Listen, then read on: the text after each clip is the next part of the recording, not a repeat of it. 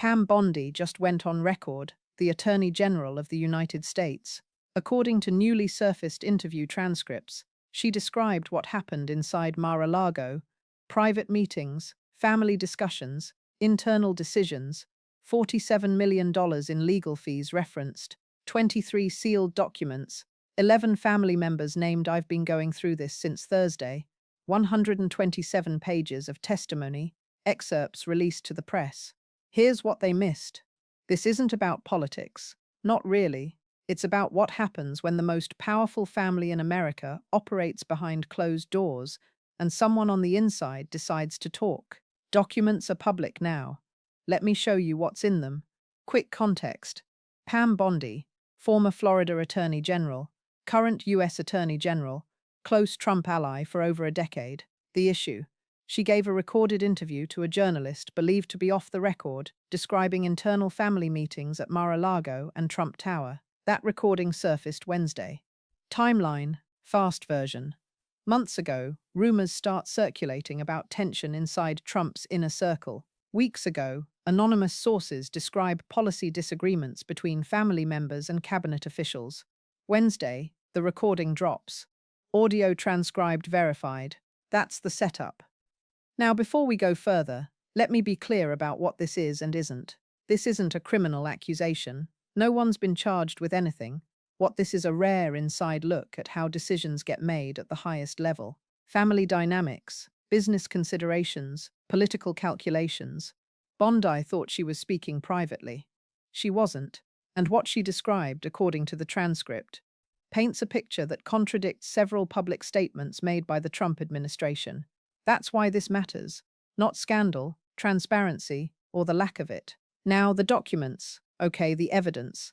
First document released Thursday. I pulled page 34. It says, quoting Bondi here, "The family meetings happen every Sunday. Everyone's there. Dune Jr., Eric, Ivanka. When she's in town, they discuss everything. Policy, personnel, problems. That's not my take. That's the transcript. What it means: the Trump children are directly involved in executive branch decisions, not just advisory, operational. But here's what got me. Page 47, different section. Bondi describes a specific meeting from late 2025. The topic: a cabinet secretary who'd lost the family's confidence. Her words: Melania raised it first, said he wasn't loyal enough. By the end of the meeting, he was out. Put those together. Yeah, the First Lady is participating in personnel decisions. I went through this 3 times. Pattern's clear. Family meetings happen weekly. All major decisions discussed openly. Business and government matters mixed together. All documented in her own words. Now, what nobody's covering, page 89, buried near the end. Bondi discusses the family's business operations, specifically how they handle opportunities that come from Trump's position. Quote, "They're careful. Everything goes through lawyers. But yes, the business benefits." How could it not read that again? That changes this. She's not describing corruption. She's describing a system where the presidency and the Trump organization aren't separate. They're intertwined deliberately. Here's more from page 112. Bondi on foreign visitors.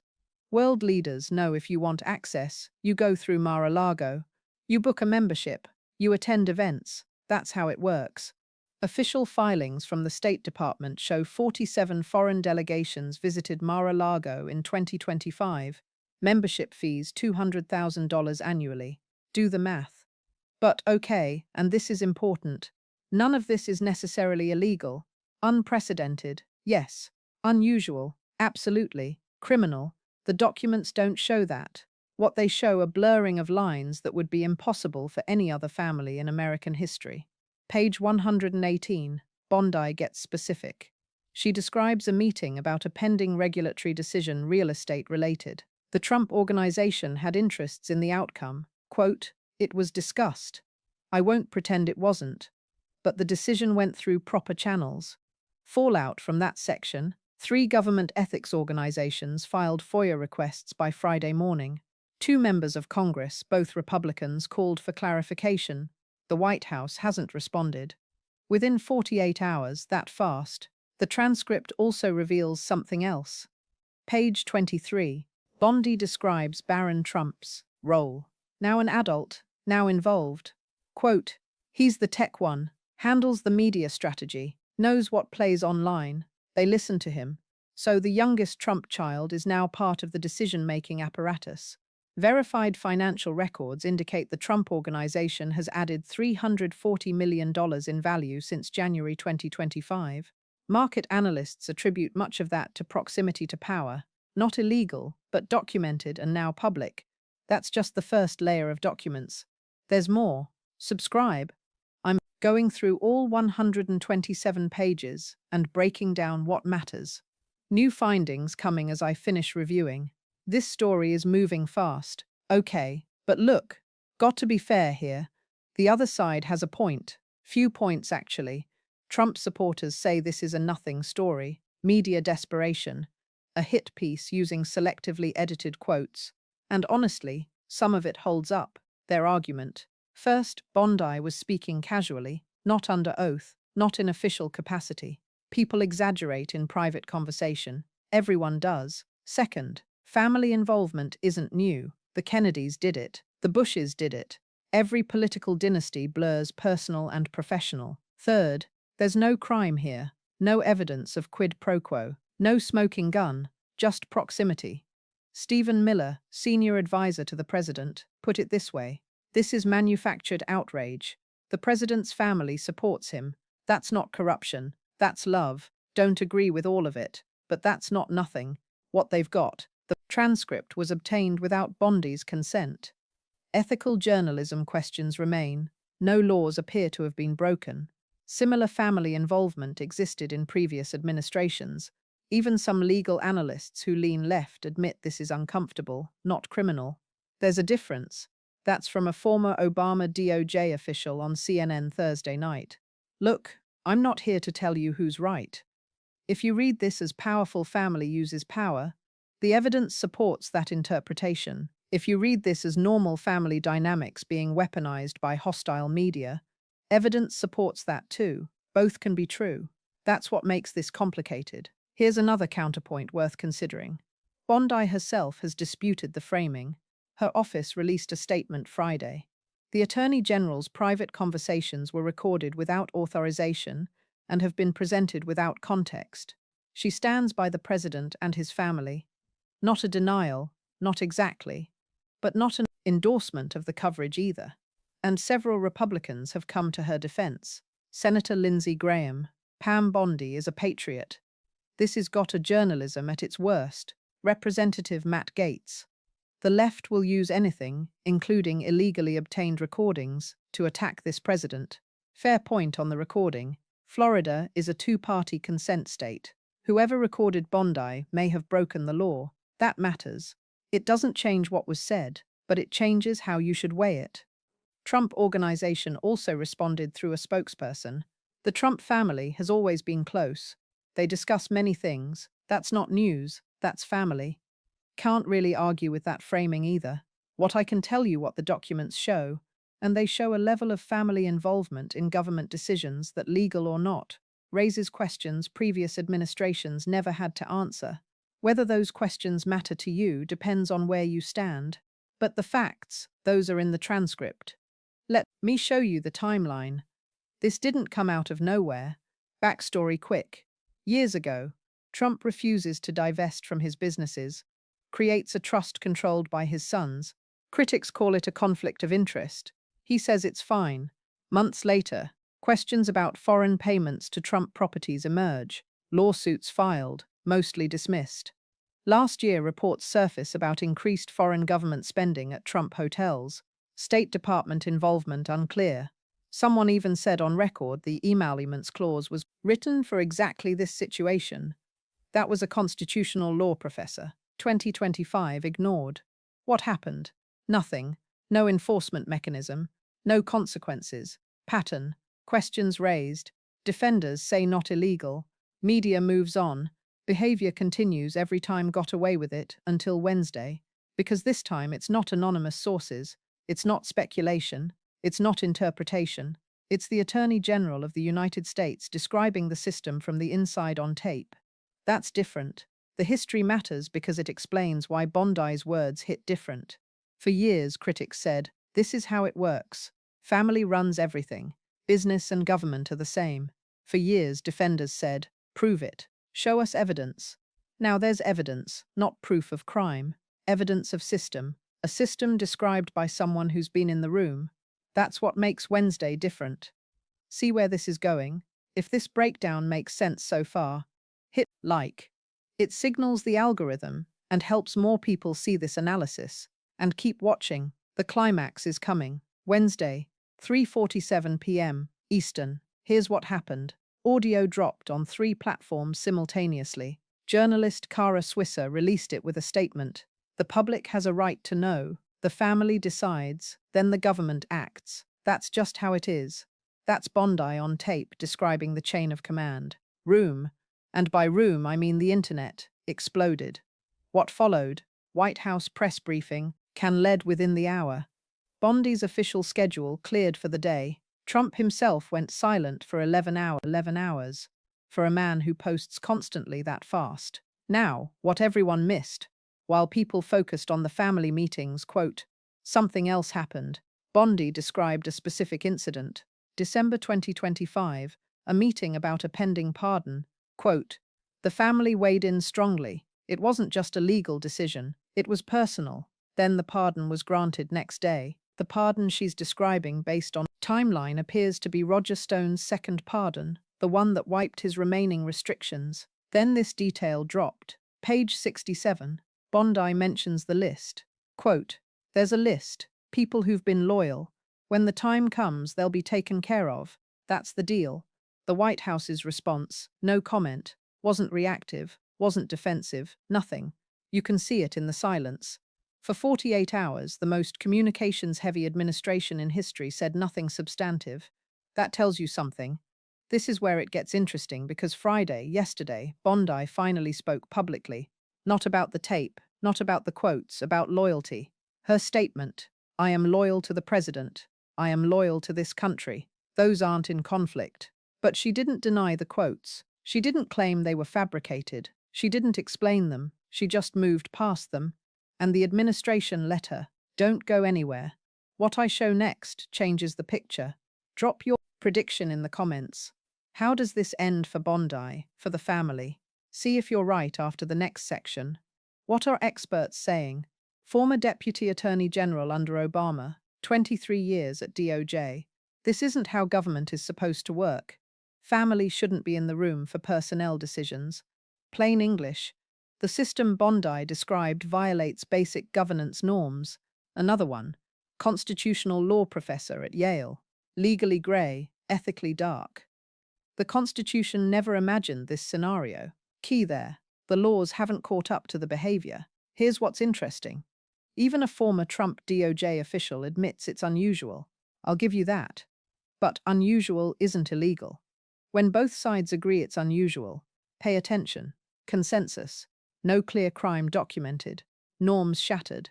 Precedent being set in real time. That's where professionals land. But there's another expert angle worth considering. Media law specialist from Columbia. The recording itself raises questions. Two-party consent. Privacy expectations. Bondi could sue. That's real. The journalist may have broken the law getting this tape. And yet, First Amendment attorney, former ACLU, once it's public, it's public. The newsworthiness is undeniable. So even if the recording was illegal, suppressing it probably won't happen. One more expert. This one surprised me. Former Republican strategist worked on Bush 43's campaign. This is the system Trump promised. People knew they voted for it anyway. That's the uncomfortable truth underneath all this. Trump never hid that his family would be involved. He put Jared and Ivanka in the West Wing first term. He talked about loyalty constantly. Voters saw it. Many supported it. The question now isn't whether this is how it works. The question is whether it should be. That's a values question, not a legal one. And values questions don't have answers. They have choices. If this breakdown is useful, hit like. It matters more than you'd think. The algorithm decides who sees this based on early engagement. Your like helps others find this analysis. Appreciate it. Why should you care? Real talk. How this affects actual people, money. If you own stocks, pay attention. Markets dipped 1.2% Thursday briefly, then recovered. But here's the thing. Government contracts are worth $7.3 trillion annually. If decisions are being made based on family loyalty rather than merit, that affects which companies win. Your 401k connected to those companies. What's some institutional investors doing? Reviewing exposure to Trump-adjacent businesses. Not divesting, just watching closer. Not advice, just what I'm seeing. Precedent. This sets a precedent.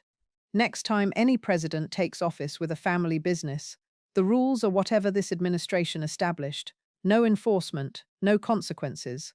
Quick example. Imagine a future president whose family owns a pharmaceutical company. Under current president, that family could sit in on FDA meetings, weigh in on drug approvals. Not dramatic. That's how precedent works. Who's affected? Right now, 2.1 million federal employees work under this administration. Career civil servants, people who've served under both parties, are reportedly uncertain about decision-making chains. That's from an internal survey obtained by Government Executive magazine, published Thursday. Hits everyone who interacts with federal agencies, which is everyone. What nobody wants to say, uncomfortable part. If you pay taxes, you're funding an administration where family members participate in decisions affecting your money. If you voted for Trump, you endorsed this system, knowingly or not. If you voted against him, you're subject to it anyway. Not trying to scare you. That's what the documents suggest.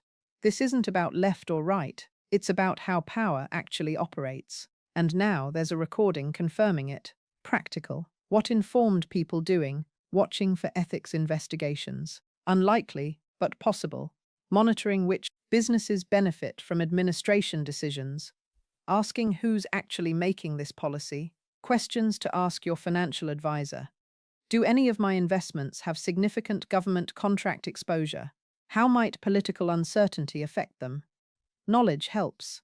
The bigger picture. Here's what this connects to. Every democracy runs on norms. Written rules plus unwritten expectations. When unwritten expectations get ignored and nothing happens, they stop being expectations. They become suggestions. Then they become irrelevant. The Bondi tape isn't about one conversation. It's about what conversations like this mean for the future.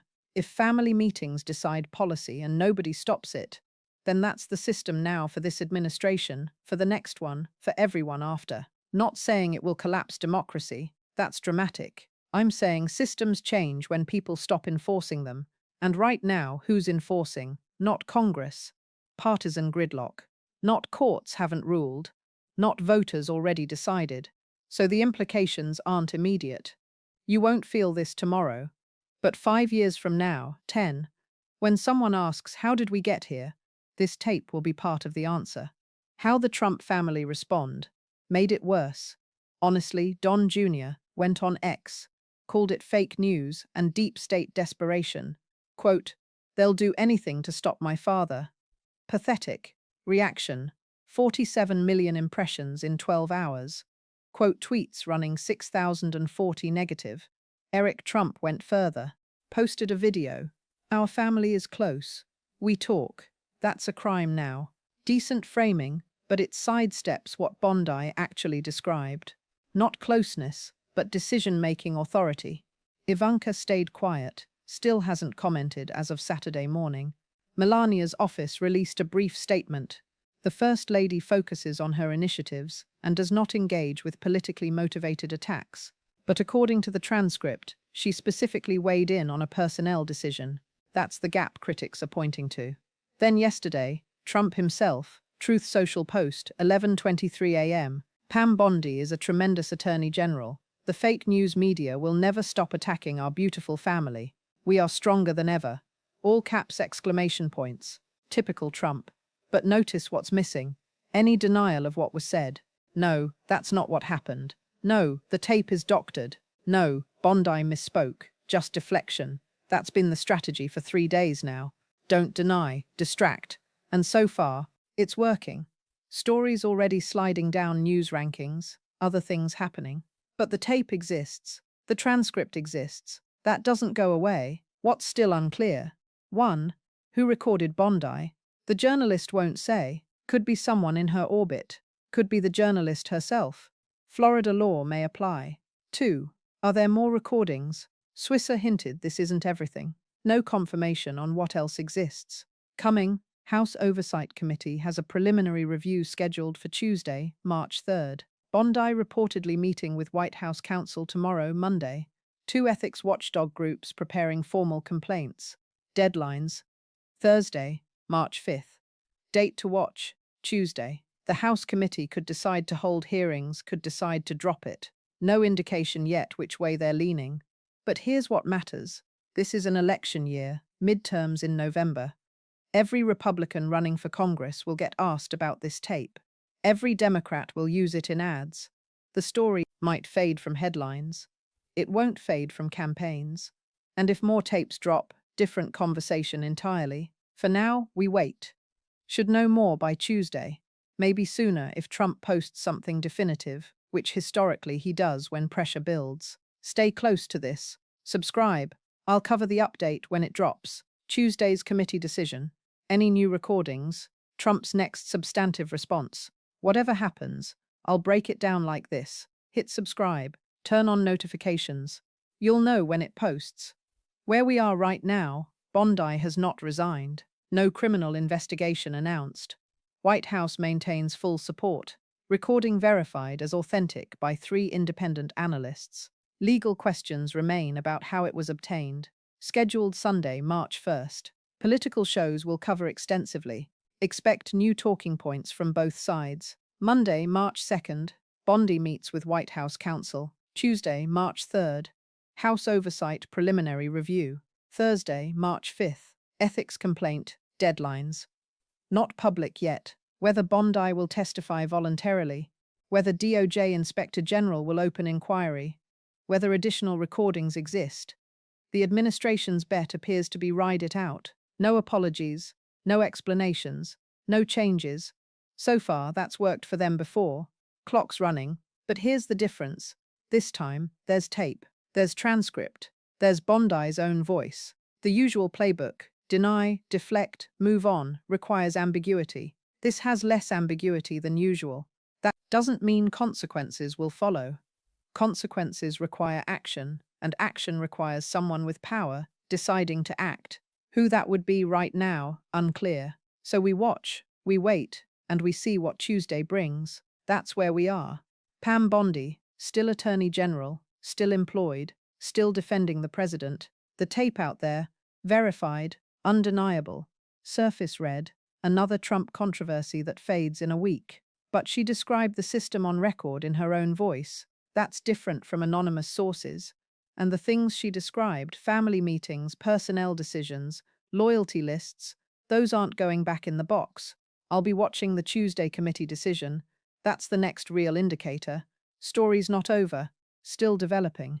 What I try to do here, break down what's in the documents, not tell you what to think. You've seen what Bondi said. You've seen the counter-arguments. You've seen what experts think. Your call now. Subscribe for the full picture, not just headlines. When the next filing drops, when the next tape surfaces, when Tuesday's decision comes down, I'll be here breaking it down page by page. That's what this channel does. Toxim.